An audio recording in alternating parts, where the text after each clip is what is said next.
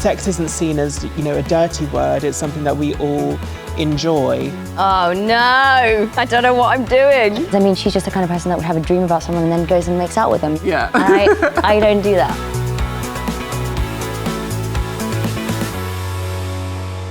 Hello and welcome to Sex Education Unpacked, your one-stop shop for all things sex education season 3. I'm your host, Gina Moore-Barrett. That's right, the show that brought you Otis Milburn's sex clinic, Lily's weird and wonderful alien fantasies, and Amy's very questionable baking is back. This season, Eric, Maeve, Adam and co are going to be tackling more important topics than ever, all while facing some pretty big changes at Moordale. In this episode, we'll be talking about one of season 3's most important themes, gender, sexuality, and why it's so important to see yourself represented on screen. Joining me today are Trish Allison, who plays Sex Ed's Ola Nyman.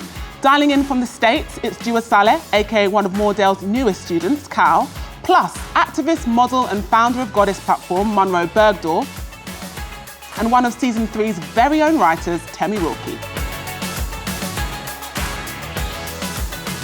Joining me on the sofa to kick off the show are Trish Allison and Monroe Bergdorf. Hello. Hi. Hello. This season, we see the blossoming union between Ola and Lily as they work on their relationship through a time of change, growth, and a bit of UFO spotting. Let's take a look at one of their magical moments from season 3.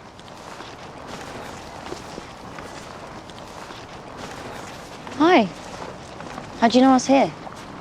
I didn't. It's the 8th tonight. This is where it's supposed to happen. Why are you laughing? I thought that this was a bit random. Yeah. Why are you here? This is my mum's favourite place. I'm sorry. I didn't realize how much you were missing your mom. I think we've both been distracted. I'm sorry I said that aliens weren't real. I want to try and be more open-minded.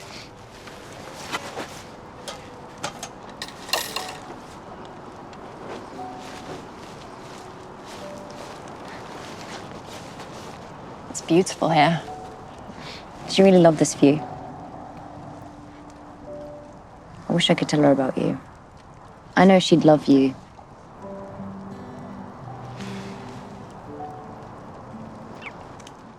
So Monroe, we've seen a ton of heteronormative representations of relationships on screen in the past.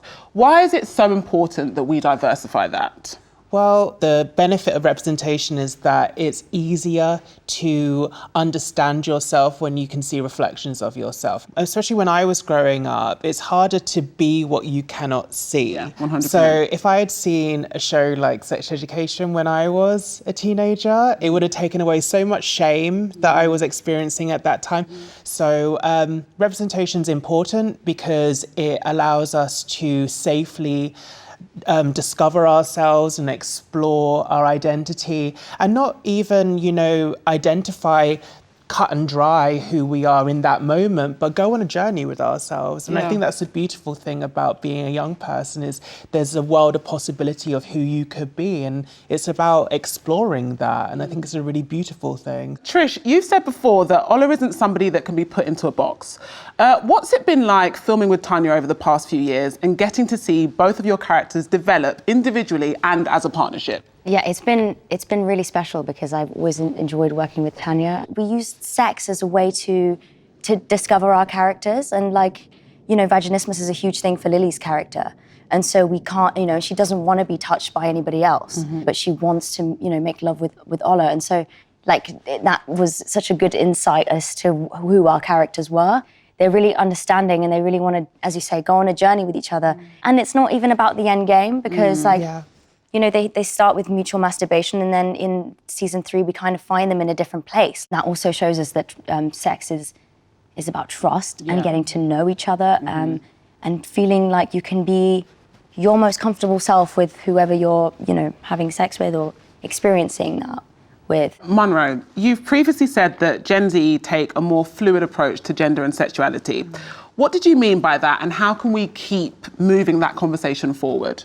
So the way in which Gen Z are identifying and seeing not only themselves but each other is dramatically different to, say, millennials, who are my generation, and baby boomers, who are my parents' generation. So baby boomers typically are 88% more likely to identify as heterosexual, exclusively heterosexual. Gen Z are 66% likely to identify as exclusively heterosexual, which is the lowest percentage in recorded history.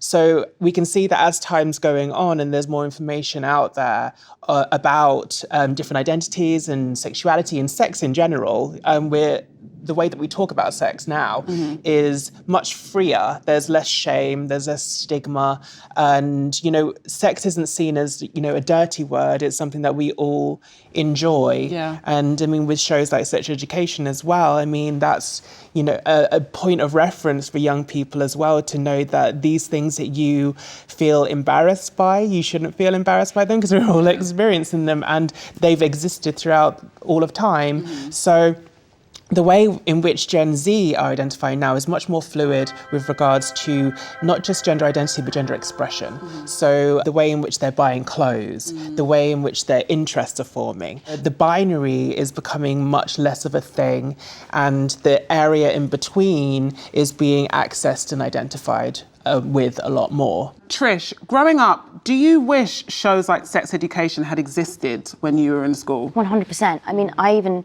it's even like that still weird thing where I was like experiencing like mass amounts of sexism when I was even like 16 to 18 still. The boys in my year had kind of like grown up with that, you know, and it was like, I had an incident once where I was at drama school and I got up and I did a monologue. And then at the end, one of the boys was like, oh, next time you should wear a bra. And I was like, oh, wow. Awesome. Like, that's great. That like this also, is is where, that what you took away from that? That's what I'm saying. That's aggression, and that's shame. Yeah. And we just didn't know how to like call it out. And then you internalize it and you think it's your problem and your fault. Exactly. And it's just not. It doesn't even make sense. Like what we're carrying around with us. This show debunks so many stupid things that people have done, like traditional ways of thinking, and or even just like silly facts about sex and your body and, you know, how you can communicate with another person. I believe teenagers shouldn't have sex because sex will ruin your life forever. I went from having dreams to having a 6-month-old baby that left me with a leaky bladder and a baggy vagina. It's amazing from a queer perspective as well to see, you know, queer kids in a educational environment. You know, it debunks the myth that being gay or being queer is an adult thing. You know, I've always been queer. I was queer in school. I had those feelings. Those feelings weren't new. When I was, you know, when other kids that were straight or heterosexual were thinking about sex, I was thinking about sex as well. Munro, how big of a part do shows like this play in helping young people within the LGBT community to find acceptance in themselves? I know you touched on it a little bit before. Yeah, again, it's, you know, being able to see yourselves, but shame is just, you know, it's the killer of joy and it's the killer of empowerment. And I mean, I grew up and I went to an all-boys school, which was a nightmare, obviously.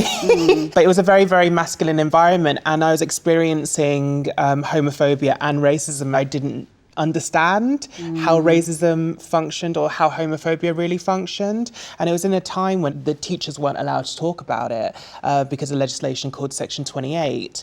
So I was stuck. And if I had seen a character like Eric, talking about what he was experiencing or his identity, I think that it would have made it easier for me to access some form of pride. And I think that the opposite of pride is shame, and to know that you're not alone and that what you're going through isn't an isolated event.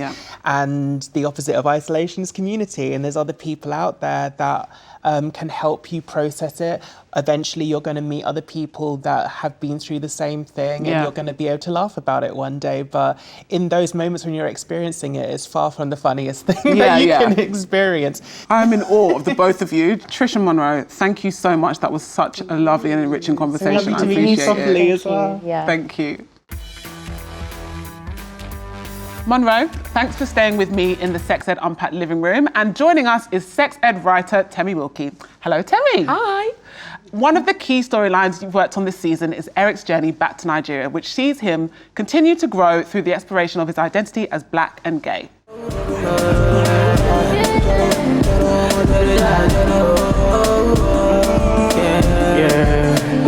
How do you feel?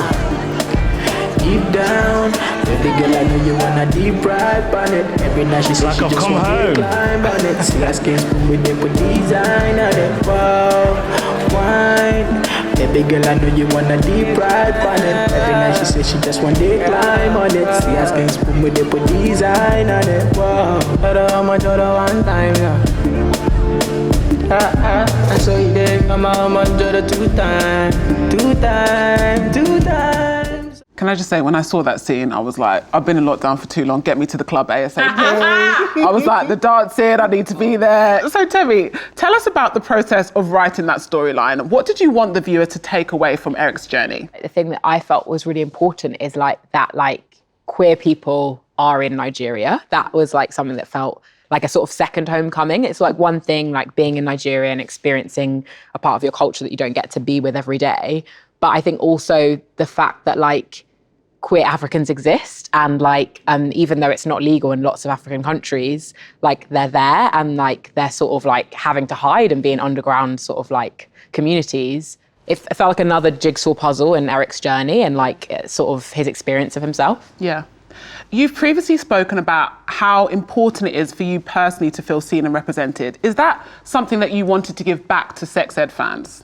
Yeah, I mean, I think it already does so much of that in the show. It's such an amazing like thing to be a part of because I watched the first series and I was like, I felt so seen and so represented. And it's just like taking that even further as far as you can push it really. There's so many different intersections that a person can have and like being queer and specifically African or being queer and Caribbean or queer and Indian, like there are so many ways that you can like push that further and feel even more seen and even more represented. Yeah. As we saw in the clip, during episode 6, Eric talks about feeling like he's come home and the freedom that comes with accepting his own identity. Is that something either of you can relate to? Absolutely. Finding your people is such an integral moment for everyone, regardless of, whether or not you're queer, just finding friends that you feel seen and heard and, relinquishing your shame or going on that journey to feeling unashamed and unapologetically, authentically who you are is a journey to empowerment. I think it's also there's something really special about being in a queer space that is also black. Like there's something that's like so deep and liberating and joyful and full that like takes it to another level. I feel like I had a degree of that when I was in a queer space that was like predominantly white. I was like, oh wow, I found my people, but it goes further when you find like a queer black space as well.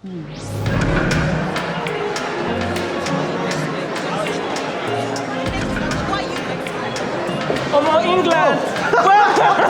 Hi! Oh my gosh, you look incredible.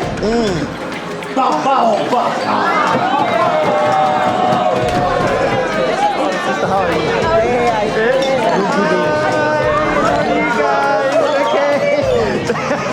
Thank you.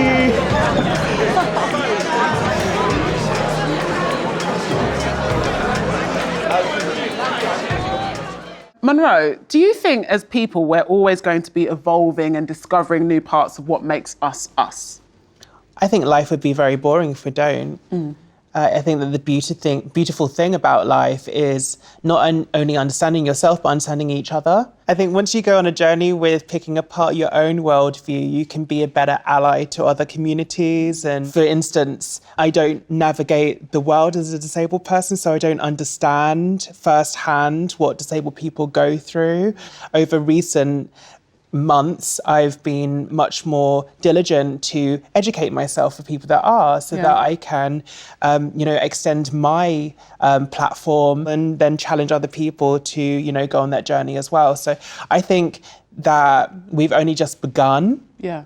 I love that we're existing in this time where we're speaking about lived experiences and we're adding value to the voices of under-marginalised people in a way that we haven't for so long or ever. Yeah. So, yeah. Monroe, always a pleasure. Temi, thank you so much. And this episode is one of my favourites of all of the seasons. So I very much appreciate you spending time with us. Thank you so much to the both of you. Next up, we're going to be hearing from Dua Saleh, who joined season 3 as Cal.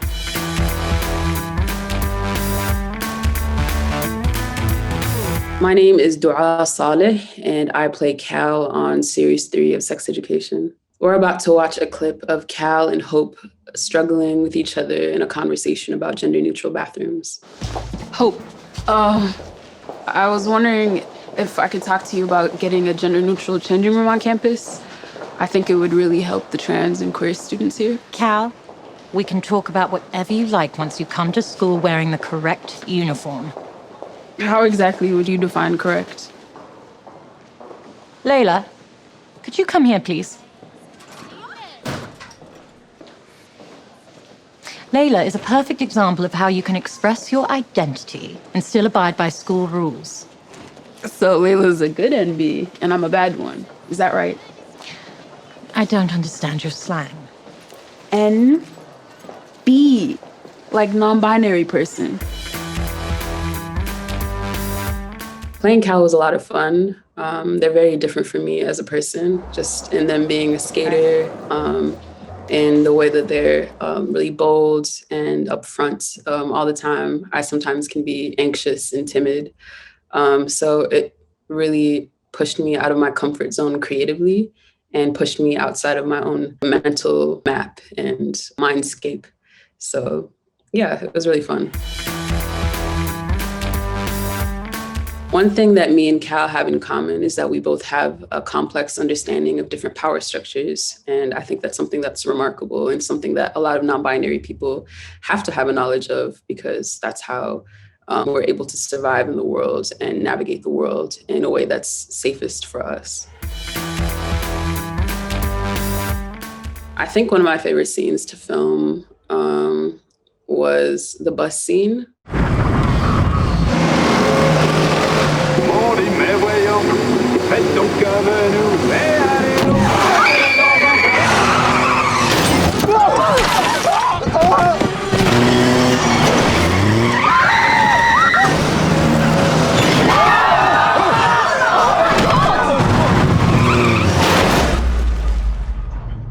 It was a really amazing scene, and I loved everybody's responses and reactions to the different things that were happening, especially with the flying poop. I'm gonna leave you now with Cal falling through the vents and flipping off the headmistress of Moordale.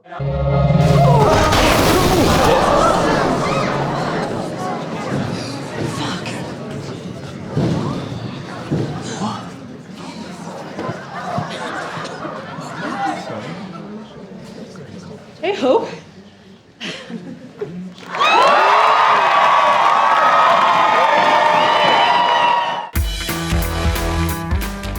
So, Monroe, when looking at that conversation that we saw between Cal and Hope about the uniform, for example, would you say that that's a typical example of how some people might react to someone expressing their feelings about their gender? And what can we do to change that? I think that there seems to be a pattern of people prioritizing rules and traditions and guidelines, and, you know, especially within institutions, and not necessarily embracing change. So I think that when an instance like somebody like Cal is saying, I don't feel comfortable, that should be listened to, rather than, you know, prioritizing a set of rules or standards above that. I think it's really, really important that we understand that when a space isn't inclusive, especially a place of education, that has a knock-on effect on that student's ability to be present, to fully benefit from their education, and then that will put them, you know, into themselves, which will then make it harder for them to form meaningful and truthful friendships. You know, it's going to be hard for them to open up. So I think that we should, you know, understand that non-binary is not just an identity, it's a person. And the sooner that we understand that, the more we can, embrace change, whether or not that's, uniform or toilets or just making spaces safe for everybody to feel included. What would you say to a young person who might be struggling to know how to speak to their friends and family about their identity? I would say take your time to understand yourself and open up when you feel safe and supported.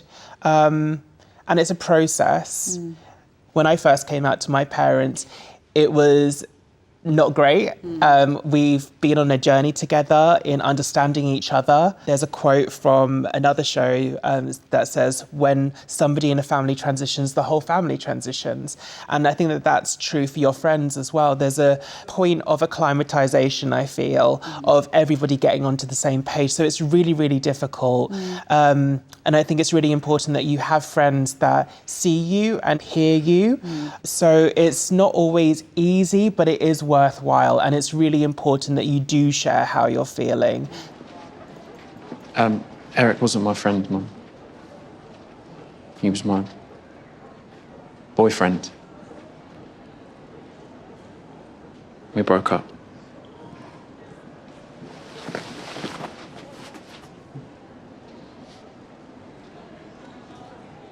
Something touched on in Cal's story is their desire to wear a uniform that they feel comfortable in, not one that's assigned to their perceived gender. Can clothing be an important way to express how we feel on the inside, on the outside?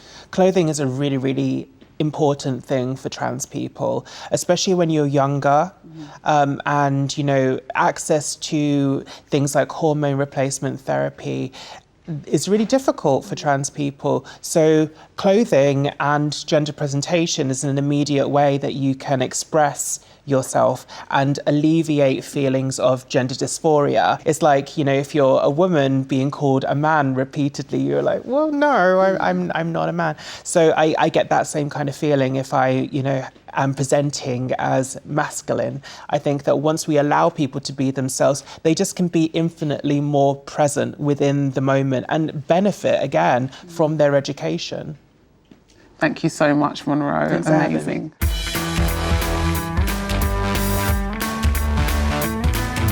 Trish, Monroe, welcome to the games area. This episode, we've got a challenge that you might remember from science class back in the day.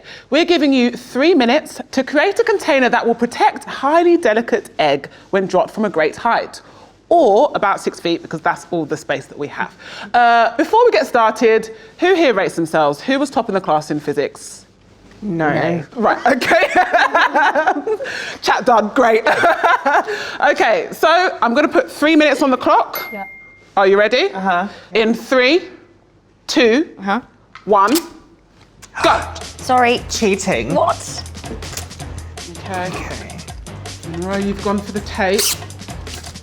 Oh, and the cotton, right, lovely. Don't let the competition know. You're doing exactly the same thing as me.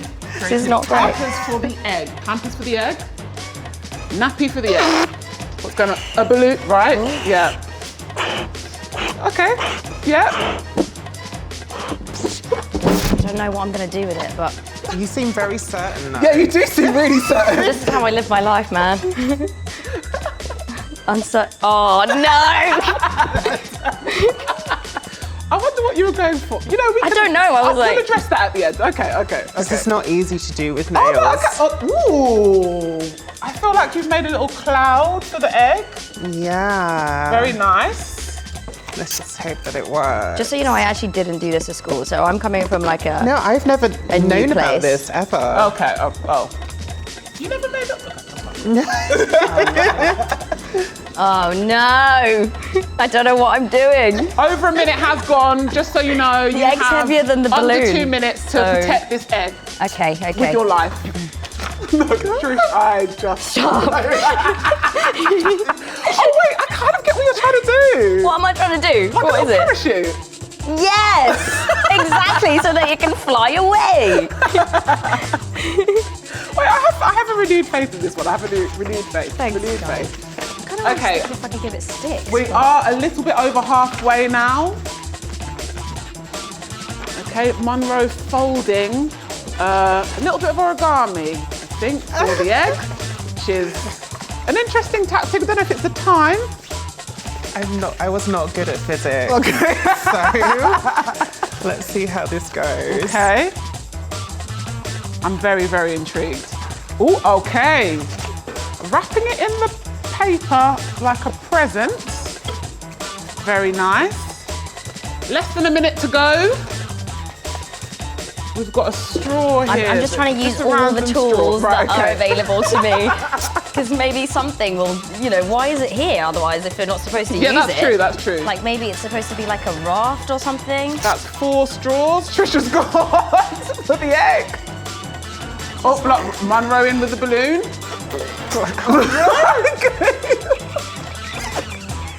You got Why can I not blow the balloon up?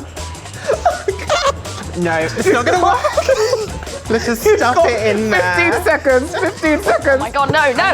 You've got 10 seconds. Wait. 9, 8, 7, 6, 4, 3, Game on, 2, Trish, game on. 1. Stop, that's it. That's it. The eggs better be protected. Not the package. All right, so Monroe, tell us about the inspiration behind this protective measure. So I wanted to create a box, but I forgot how to fold to create a box. So I just created a little pocket. Okay. And then I put the cotton wool buds, I taped them all around the egg, and then I insulated it with the balloons that I couldn't blow up. So I just ended up stuffing it in there with a bunch of elastic bands and hope that it absorbs the shock of the impact. Okay. That's actually really well thought about, isn't it? Trish, I'd love to hear a little bit about what you went for. An artistic here. approach, I think. Yeah. Actually, no, I do know physics quite a lot, and I know that like balloons fly. So like, okay. this will do something. Hopefully, when you drop it. Okay, so the time has come to see whether you will murder this egg or it will survive another day. Okay.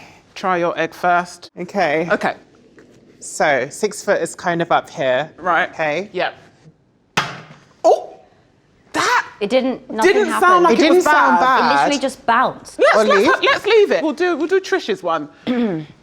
From the same height, please. From the I want a same nice, height. clean fight. Exactly. Oh! I'm not sure about that one. And Okay. I'm gonna have a look at these eggs. the balloons didn't help at all. Like not even a they single. literally didn't not help. even a Like- single bit. Let's unbox Monroe's egg first. Okay, so it is cracked a bit, but not a lot. So we've got a little, Okay. yeah, Oh. little bit bruised. Oh, okay, quite a big crack actually. No, it's still probably more alive than Trish's one. I mean, it's only cracked in one little place. Yeah, exactly. Trish will pick up the raft. This is like such an indication of how bad I am at everything. No. Oh. Sorry. Just That's really like. that egg is dead. You tried, and at the end of the day, we're all winners. Yeah, we're all winners. We're all winners. In this case, actually, Monroe is the winner, but we are all winners. Well done. Now, we all know sex education wouldn't be sex education without the fans. So this is the part of the show where we throw it over to you in a segment we've subtly called The Fans Ask.